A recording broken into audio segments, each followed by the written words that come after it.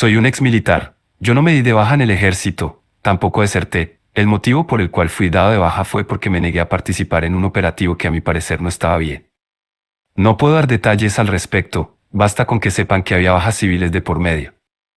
Esto fue en el 68, yo tenía 20 años cuando me enviaron a Lecumberri, estuve ahí como unos 3 o 4 años. De ahí me movieron a Sinaloa donde estuve más de 20 años, y después fui trasladado a la colonia penitenciaria de las Islas Marías.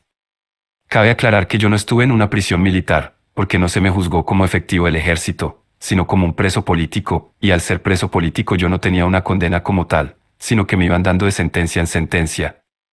Yo llegué a la prisión de las Islas Marías entre el 94 y el 95 más o menos. La colonia penitenciaria era una cárcel muy curiosa. Esto era porque toda la operación del penal se derivaba de la certeza que ningún reo podría escapar. Al menos no vivo, quizás salir de la isla no era imposible, pero alcanzar tierra firme nadando, definitivamente no era posible. Así que partiendo de ese principio, toda la seguridad del centro se manejaba de una manera completamente diferente a cualquier otra prisión.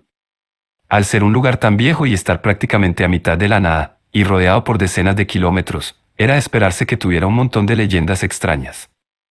Y ciertamente se decían bastantes cosas, pero a mí solo me constan 3, son las únicas de las que yo puedo dar testimonio que sí ocurrían, y que no se trataban solo de habladurías de los reos y sus familias.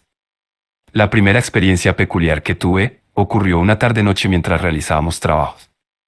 Estábamos varios presos y quien nos custodiaba. De pronto empezamos a escuchar que alguien estaba cantando. Yo, que era de los más nuevos, me giré extrañado, tratando de averiguar de dónde provenía aquella voz. Era una voz masculina, bastante bien afinada, aparte el canto estaba acompañado por una guitarra. Nunca había escuchado la canción que cantaban, pero eso era lo de menos. Lo que a mí me pareció más extraño fue que todos los demás parecían ignorar el misterioso ruido. Uno de los presos me dijo que no prestara mucha atención, que ese fantasma se ponía a cantar al menos una vez por semana. Yo ya tenía varios meses y jamás lo había escuchado.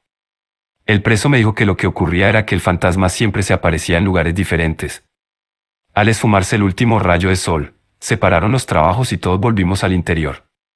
Pasaron varias semanas antes de que se volviera a escuchar que de la nada y a la distancia, un hombre se pusiera a cantar y a tocar la guitarra.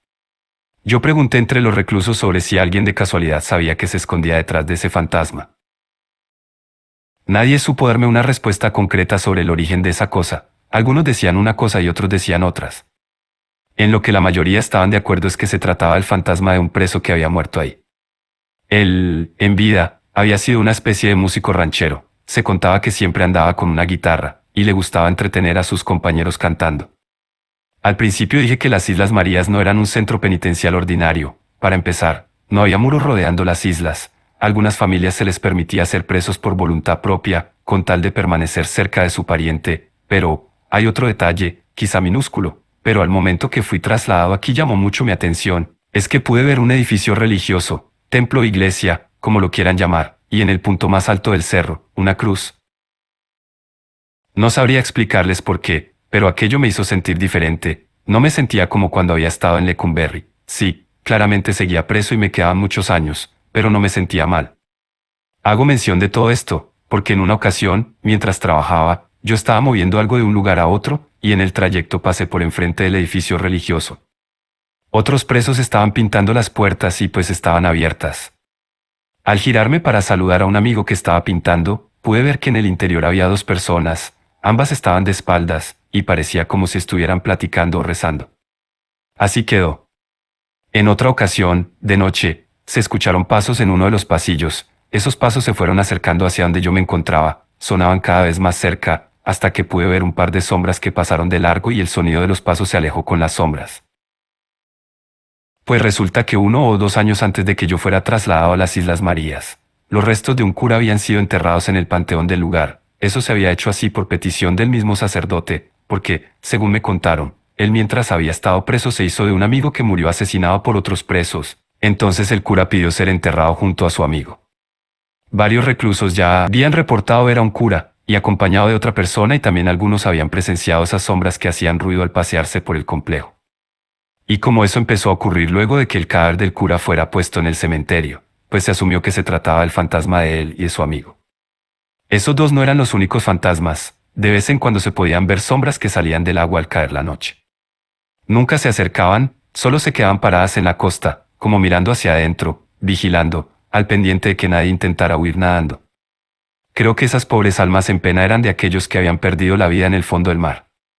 Una vez escuché a un par de custodios hablar sobre reclusos que habían muerto de formas misteriosas cerca de la costa, inclusive mencionaron algo sobre que antes había ocurrido que habían encontrado cuerpos en las otras dos islas que no estaban habitadas.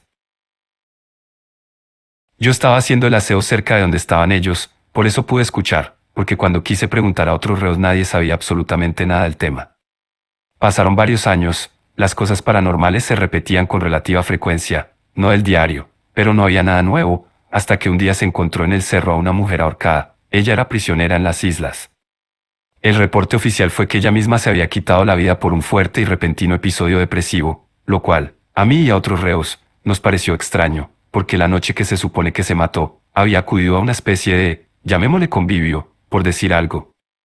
Y se le vio muy alegre, así que, al menos a mí, no me hacía sentido que esa misma noche que había estado bailando, se quitara la vida. El punto es que tiempo después, varios reclusos e inclusive algunos custodios, empezaron a comentar que cerca de uno de los muelles, se podía ver cómo andaba caminando el fantasma de esa muchacha. Ese camino por el que decían que se estaba apareciendo conectaba con el cerro, así que en realidad sí hace sentido que se aparezca ahí, pero lo que no cuadra, es que se supone que murió ahorcada en el cerro, debería aparecerse en el cerro, no en el camino del muelle. Yo creo que la mataron ahí, y luego la colgaron para hacer parecer que ella se había quitado la vida. Es más, hasta me atrevería a afirmar que fue un custodio el que la mató, porque había uno que nunca le quitaba la mirada de encima, y esa muchacha era muy brava, no se dejaba de nadie. En una ocasión tuve la oportunidad de presenciar aquel fantasmagórico suceso. Ya había caído la noche, yo me las había ingeniado para separarme del grupo de trabajo y así estar afuera. Estaba cerca del muelle cuando escuché los gritos de una mujer, de inmediato volteé a todos lados, creyendo que alguna mujer estaba siendo atacada, pero no había nadie.